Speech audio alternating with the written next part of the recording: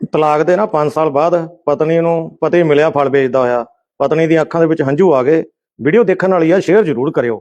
ਦੇਖੋ क्या हालत हो गई है बेचारे की। बड़ा हीरो बनता था, कहता था मुझसे अच्छी मिल जाएगी इसको, पर ये तो इससे फल बिकवारी है।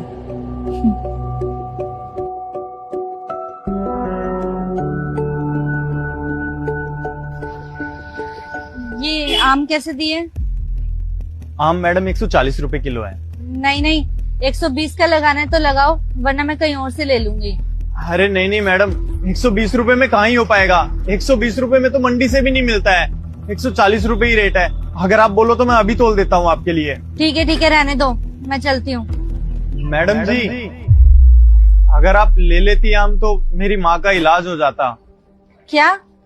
हाँ मैडम जी, मेरी माँ को कैंसर की बीमारी है। इस वजह से मैं दिन भर काम करता हूँ और शाम को अपनी माँ के इलाज के लिए पैसे इकट्ठे करता हूँ। ठीक है, 3 किलो दे दो। 1 मिनट मैडम, ये लीजिए मैडम।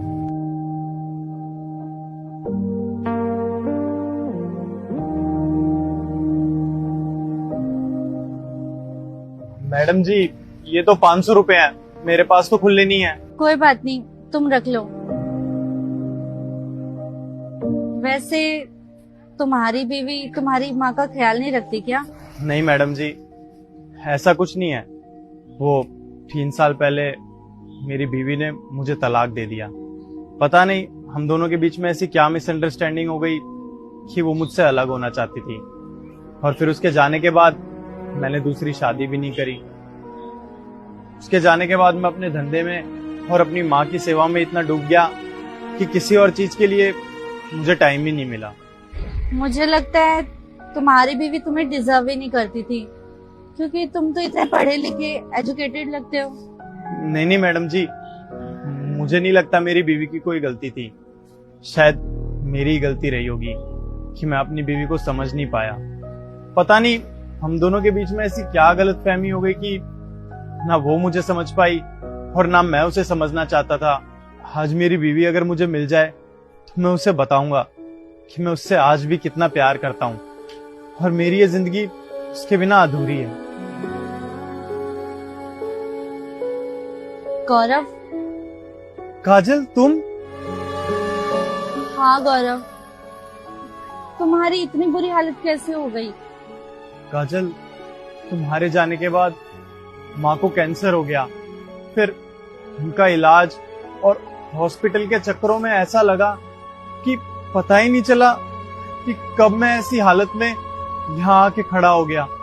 गौरव, मुझे तो लगा मेरे जाने के बाद तुमने दूसरी शादी कर ली होगी, अपना घर बसा लिया होगा और तुम खुशी खुशी रहते होगे। काजल, तुम्हारे जाने के बाद मेरी किस्मत ही पलट गई। मेरी नौकरी भी छूट गई। मजबूरन मुझे ये फल का धंधा करना पड़ा, लेकिन इसमें भी इतना फायदा नहीं होता कि मैं अपनी माँ का इलाज करा पाऊं। अरे उनके इलाज के पैसे भी जमा नहीं कर पाता मैं, ना ही उनकी सेवा ढंग से कर पाता हूँ। मैं तुम्हें बहुत ज्यादा मिस करता हूँ काजल। गौरव, इन सब में मेरी गलती है। मैं बहक गई थी अपने घर वालों की बातों में आकर, और उनकी बातों में आकर मैंने तुम्हारा ख्याल रखना छोड़ दिया। और तुम्हें भी प्लीज मुझे माफ कर दो। अरे नहीं काजल, तुम ऐसे हाथ मत जोड़ो। गलती तो इंसान से ही होती है ना। तुम्हें माफी मांगने की कोई जरूरत नहीं है। क्या तुम अभी भी मुझसे प्यार करते हो? हाँ काजल, मैं आज भी तुम्हें बहुत प्यार करता हूँ। और सच्चा प्यार कभी खत्म थोड़ी ना होता है। सच्चा प्यार तो आसमान की तरह होता है, जिसका कोई अंत ही ना हो। अगर प्यार खत्म हो जाए तो वो प्यार नहीं, कुछ और होता है। और मैं तुम्हें आज भी बहुत ज्यादा प्यार करता हूँ। क्या अब हम दोबारा एक साथ रह सकते हैं? हाँ काजल, हम दोनों साथ रह सकते हैं।